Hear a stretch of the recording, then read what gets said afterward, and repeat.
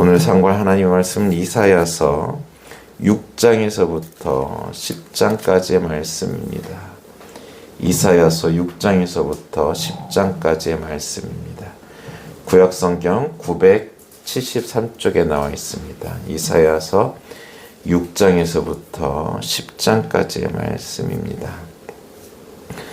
하나님께서는 말씀을 통해 자신을 나타내셨습니다.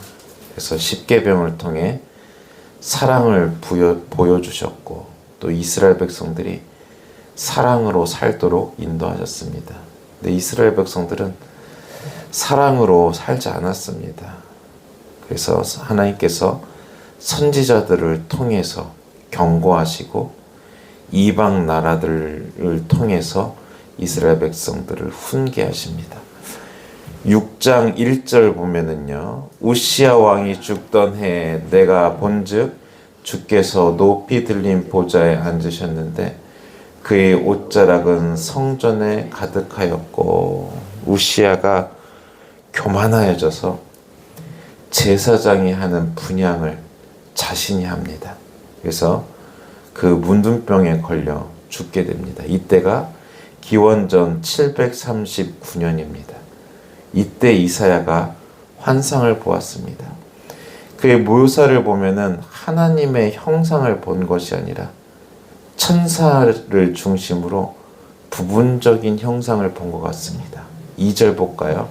스랍들이 모시고 섰는데 각기 6날개가 있어 그 둘로는 자기의 얼굴을 가리었고 그 둘로는 자기의 발을 가리었고 그 둘로는 날며 서로 불러 이르되 거룩하다 거룩하다 거룩하다 만군의 여호와여 그의 영광이 온 땅에 충만하도다 하더라.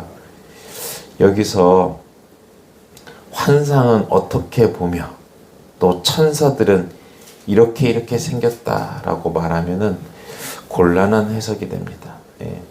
이사야가 본 천사와 우리가 본 천사가 다를 수 있습니다. 성경에는요, 천사가 여러 모양으로 나타납니다.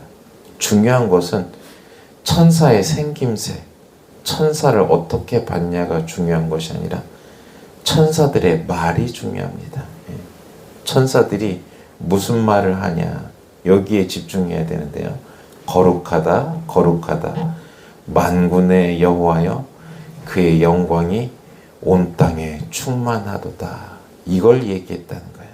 근데 이스라엘 백성이고 사람들은 이 말을 인정하지 않아요. 그러나 천사들은요, 하나님의 영광이 온 땅에 충만하다라고 말하고 있어요.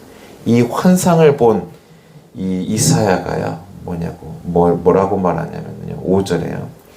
그때 내가 말하되 화로다 나여 망하게 되었도다.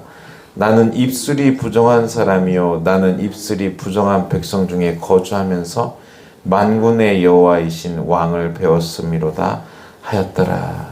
이사야가 이 환상을 보고 무슨 말을 하냐? 화로다 나여 망하게 되었도다. 하나님의 형상을 본 사람들의 공통적인 특징은 자랑이 아니라 회개입니다. 하나님 영광이 보여지니까요, 나 자신을 발견하게 되는 거예요. 내가 지금은 뭔지 잘 모르는데, 검고 희고 이걸 잘 모르는데 하얀 순백색이 딱 오니까는 내가 검다는 걸 발견해요. 그래서 이 이사야가요, 화로다 나여 망하게 되었다. 그때 천사가 6절에요. 그때 그 스랍 중에 하나가 부젓가락으로 제단에서 집은 바 핀 숯을 손에 가지고 내게로 날라와서 그것을 내 입술에 대며 이르되 보라 이것이 내 입에 닿았으니 내 악이 이제 제하여졌고 내 죄가 사여졌느니라 하더라. 숯불로 이사야의 입에 대고 속죄하였습니다. 앞에서 보면 너의 죄가 주홍같이 붉을지라도 눈과 같이 희어지리라 라고 말씀하셨는데, 이사야 개인에게 이런 일이 벌어집니다. 그리고서 한 음성이 들립니다. 8절에 내가 또 주의 목소리를 들으니 주께서 이르시되 내가 누구를 보내며 또 우리를 위하여 갈고 하시니 그때 내가 이르되 내가 여기 있나이다 나를 보내소서 하였더니. 그래서 내가 누구를 보내며 누가 우리를 위하여 갈고 이런 음성이 들려서 이사야가 내가 여기 있나이다 나를 보내소서. 이 구절을 복음 전하려 가는 사람들이 많이 인용하는 구절입니다. 근데 이 전후 문맥을 보면은 그렇지는 않은 것 같아요. 9절에 여호와께서 이르시되 가서 이 백성에게 이르기를 너희가 듣기는 들어도 깨닫지 못할 것이요 보기는 보아도 알지 못하리라. 너희가 들어도 듣지 못하고 들어도 깨닫지 못하고 보긴 보아도 알지 못할 것이다 라는 거예요. 이사야의 메시지가 이거예요. 듣기는 들어도 깨닫지 못할 것이 보기는 보아도 알지 못하리라. 이사야의 사명이 뭐냐면요, 10절에 나와 있는데 이 백성의 마음을 둔하게 하며 그들의 귀가 막히고 그들의 눈이 감기게 하라. 염려하건대 그들이 눈으로 보고 귀로 듣고 마음으로 깨닫고 다시 돌아와 고침을 받을까 하노라 하시기로. 이사야의 사명이 이스라엘 백성들의 마음, 귀, 눈을 막아 깨닫지 못하게 하는 것. 요게 하나님께서 이사야를 부르신 목적이 왜 그렇게 하셨을까? 아니, 복음을 듣고 돌아와야 되잖아요. 그죠? 복음을 듣고 돌아와야 되고 복음을 듣고 예수를 깨달아야 되는데 귀를 막으시고 눈을 감기시고 마음을 강팍하게 해서 깨닫지 못하게 한다. 이게 왜 이런 말씀을 하실까? 이사야가요, 이게 언제까지입니까? 하나님, 언제까지입니까? 그랬더니 하나님 대답이 망할 때까지다. 12절 볼까요? 12절. 여호와께서 사람들을 멀리 옮기셔서 이 땅 가운데 황폐한 곳이 많을 때까지니라 라고 말씀하고 있어요. 근데 다 배임을 당하고 다양하게도 그루터기가 남아서 새로운 싹이 날 것이다. 13절. 그 중에 10분의 1이 아직 남아있을지라도 이것이 황폐하게 될 것이나 밤나무와 상수리나무가 배임을 당하여도 그 그루터기는 남아있는 것 같이 거룩한 씨가 이 땅에 그루터기니라 하시더라. 이렇게 말씀하고 있어요. 이 이사야가 부름을 받고 하나님의 영광을 보고 또 하나님께서 누가 우리를 위하여 갈고 내가 누구를 보낼까 하니까 이사야가 내가 여기 있나이다 하니까는 이런 말씀을 주시는 거예요. 이스라엘 백성들이 귀가 막히고 눈이 감기고 또 깨닫지 못하게 하시겠다. 언제까지입니까? 그랬더니 배임을 당할 때까지다 라고 하면서 그 그루터기에서 새로운 싹이 날 것이다 라고 말씀하고 있습니다. 7장 볼까요? 7장 1절. 우시아의 손자요 요담의 아들인 유다의 아하스 왕 때 아람의 르신과 르말리의 아들 이스라엘의 베가 왕이 올라와서 예루살렘을 쳤으나 능히 이기지 못하니라. 아하스 왕 때인데요. 유다 왕 아하스 왕 때인데 북쪽에 있는 아람과 이스라엘, 북이스라엘이 연합해서 유다를 공격하였습니다. 그랬더니 백성들과 아하스 왕이 두려워서 숲이 바람에 흔들림 같이 흔들렸어요. 그때 하나님께서 이사야에게 나타나셔서 두려워하지 말라라는 거예요. 예. 4절 볼까요? 4절. 그에게 이르기를 너는 삼가며 조용하라. 르신과 아람과 르말레아 아들이 심히 노할지라도 이들은 연기나는 두 부직갱이 그루터기에 불과하니 두려워하지 말며 낙심하지 말라. 예, 아하스 왕과 백성들이 막 두려워하니까는 두려워하지 말고 낙심하지 말라. 그들이 오래 가지 못할 것이다 라고 하고서 너 징조를 구해라. 예, 징조를 구하면은 그 징조를 보여줄 것이다. 11절.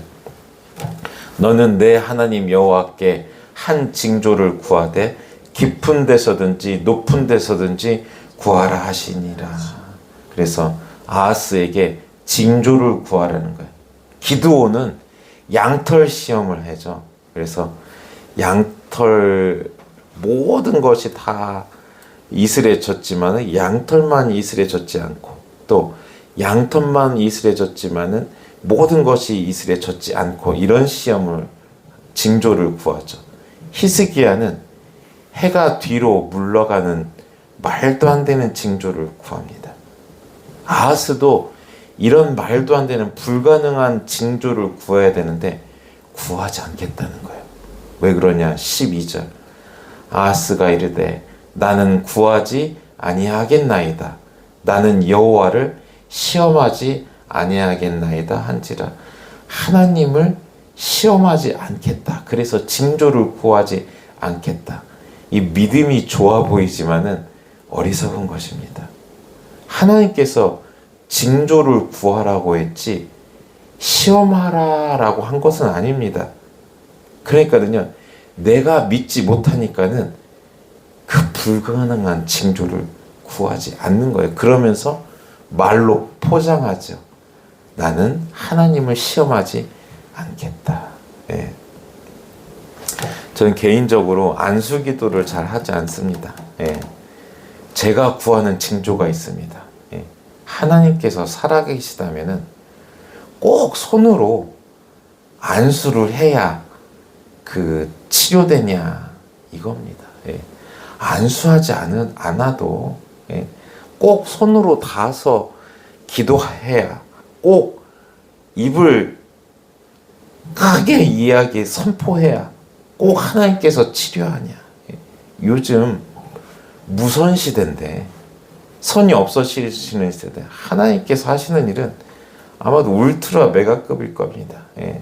그래서 저는요, 누가 치료를 받았다 하는데 누구의 기도를 받고 치료받았다 이런 말이 그렇게 바람직한 말은 아니에요. 예. 이게 누구의 기도를 받고 치료받았다가 아니라 하나님께서 치료해 주셨습니다. 이렇게 담백하게 고백하는 것이 성경적이고 맞습니다.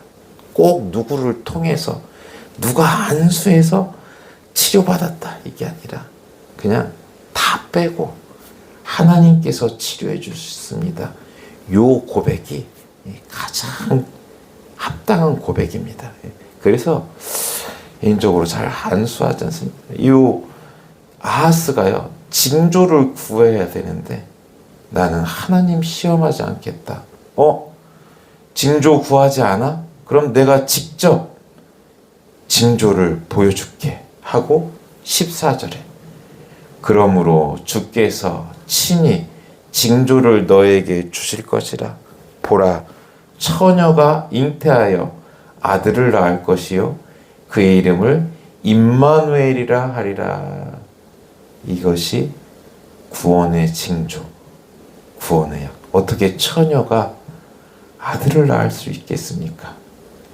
이걸 보여줌으로 뭘 말씀하시냐? 임마누엘, 하나님께서 우리와 함께 하신다. 예. 처녀가 잉태하여 아들을 낳는 것은 하나님께서 우리와 함께 하신다는 징조다. 하나님께서 우리와 함께 하신다는 사실을 기억하시기 바랍니다. 이 징조가 우리 눈으로 보고 있잖아요. 그죠? 예수님께서 마리아를 통해서 태어나셨죠. 요게 우리에게 보여주신 징조예요. 하나님께서 우리와 함께 하신다. 임마누엘 하나님이시다라는 것을 말씀하고 있습니다. 요 징조를 보여주세요. 그래서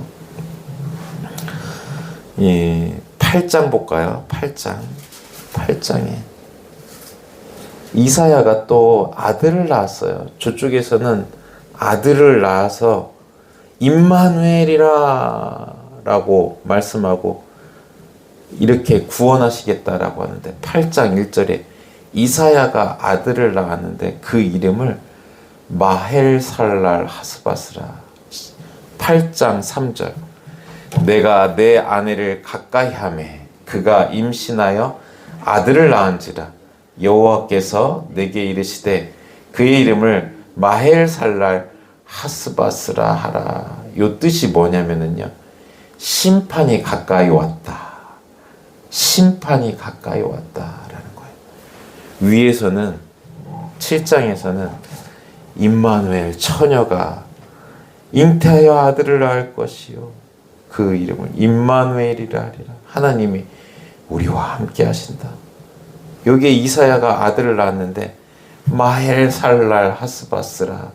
심판이 가까웠다. 구원과 심판을 동시에 이야기하고 있죠. 그러면서요 6절에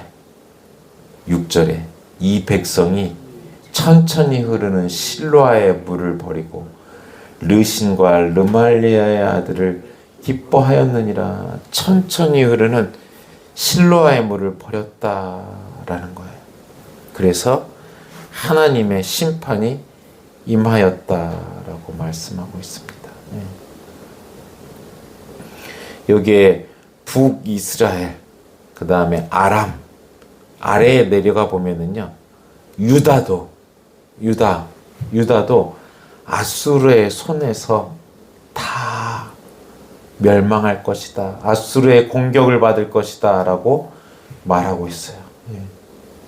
그래서 하나님께서 이게 이스라엘 백성들이 아하스 왕이나 다른 왕들이 의구심을 품는 게 왜 내가 하나님이 우리와 함께 하시면은 왜 적의 침략을 받느냐.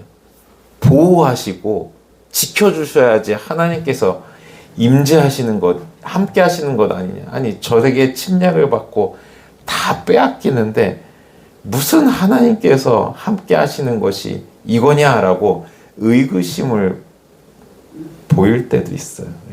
그래서 징조를 구하지 않았을 수도 있어요.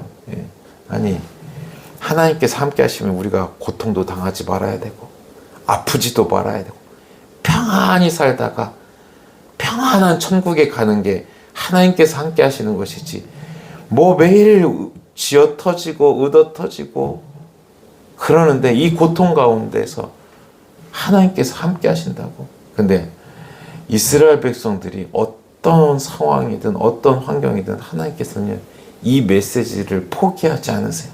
임마누엘, 내가 너희와 함께 한다. 내가 너와 함께 있어. 두려워하지 말고 떨지 말아라. 계속해서 말씀하고 있어요. 그리고 구원할 것이다. 내가 너희를 구원할 것이다. 이 두 가지가 항상 함께 하고 있어요. 이스라엘 백성의 인생이 우리의 인생과 비슷합니다. 9장 볼까요? 9장에 무슨 이야기를 하시냐? 또 구원하신다고 또 얘기하세요. 9장 1절 전에 고통받던 자들에게는 흑암이 없으리로다. 옛적에는 여호와께서 스불론 땅과 납달리 땅이 멸시를 당하게 하셨나니 후에는 해변길과 요단 저쪽 이방의 갈릴을 영화롭게 하셨느니라. 흑암에 행하던 백성이 큰 빛을 보고 사망의 그늘진 땅에 거주다 하던 자에게 빛이 비치도다. 이방의 갈릴리를 영화롭게 한다. 이게 예수님 고향이 예수님께서 사셨던 곳이 갈릴리잖아요. 예. 앞에 위에서는 심판을 이야기하지만 또 9장에서는 야 내가 너희를 구원할 거야. 임마누엘 하나님의 아들이 이 땅에 와서 산 고향 갈릴리 이거를 영화롭게 할 것이다. 흑암에 행하던 백성들이 큰 빛을 보리라. 7절 그 정사와 평강의 더함이 무궁하며 또 다윗의 왕자와 그의 나라에 군림하여 그 나라를 굳게 세우고 지금 이후로 영원히 정의와 공의로 그것을 보존할 것이라. 만군의 여호와의 열심히 이를 이루시리라. 심판을 말씀하시고 바로 구원을 말씀하십니다. 이게 하나님의 심판은 곧 구원이고 구원은 곧 하나님의 심판입니다. 이게 동시에 일어나는 사건입니다. 홍수 심판 가운데 누가 구원받았죠? 노아 가족이 구원 얻었고 소돔과 고모라 때에 누가 구원 얻었죠? 롯 가족이 구원을 얻었습니다. 이스라엘이 멸망하고 심판받을 때에 레갑 족속이 구원을 얻었고 로마 식민지 때 하나님의 심판이 임하였을 때 하나님의 아들이 이 땅에 오셔서 구원을 보여주셨습니다. 환난의 때가 바로 구원의 때라는 사실을 기억하시기 바랍니다. 내가 고통받을 때가 바로 하나님의 구원을 경험할 때라는 사실을 기억하시기 바랍니다. 예, 이거는요, 이게 성경에서 계속 말하는 거예요. 환난의 때, 구원의 때가, 심판의 때가 바로 구원의 때, 하나님 은혜의 때다. 예, 이게 그래서 어떤 사람은 그 심판이 정말 그 심판이 돼요. 환난이 정말 그 환난이 돼요. 또 어떤 사람은 반대로 환난이 구원을 바꾸고 심판이 하나님의 은혜의 때로 바뀌는 사람이 있는 거예요. 예. 그래서 우리 모든 성도님들이 환난의 때를 구원의 때로 바꾸고 심판의 때를 은혜의 때로 바꾸시는 우리 성도들 되시길 간절히 축원드립니다. 그래서 어제 말씀드렸던 것처럼 이어서 오늘 말씀드리면요, 항상 깨어 있어야 돼요. 예. 항상 말씀으로 깨어 있고 기도로 깨어 있어야 돼요. 우리가 잠을 자면은, 안일함 가운데 살면은 이 하나님의 심판의 때, 환난의 때가 말 그대로 환난의 때, 심판의 때가 되고, 깨어서 하나님께 기도하고 깨어서 하나님의 중심을 분별하면은 이 심판의 때가 구원의 때로 바뀌어지는 역사가